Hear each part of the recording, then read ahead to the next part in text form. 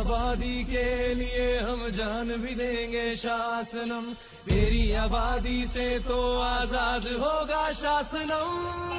प्रधानम सर्वधर्माणां जैनम जयति शासनम। No plastic, no food at Giriraj and in Fagan Feri या कभी भी। आपको ये माहौल कैसा लग रहा है?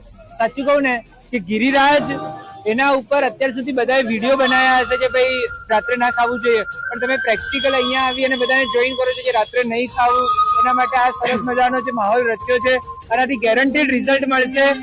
बहुत ही अच्छा, बहुत ही सुंदर माहौल है और वो अवश्य होना ही चाहिए। ये अवेयरनेस एक एक जैन के बच्चे के अंदर होनी चाहिए। गिरिराज पर रात्रि भोजन भी नहीं होना चाहिए, प्लास्टिक भी नहीं होना चाहिए। ये हर एक जैन का कर्तव्य नहीं, एकदम बोले ना फर्ज है। ये सबको ध्यान में रखना ही चाहिए। शासन रक्षा के पल के साक्षी पर आपको कैसा लग रहा है?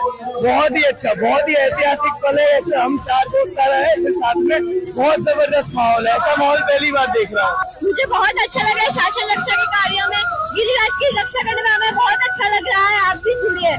बहुत बढ़िया लग रहा है और एकदम सही कार्य है, बिल्कुल गलत चलता है जो ऊपर खाते पीते हैं वो। हमको बहुत मन से अच्छा लग रहा है ये सब।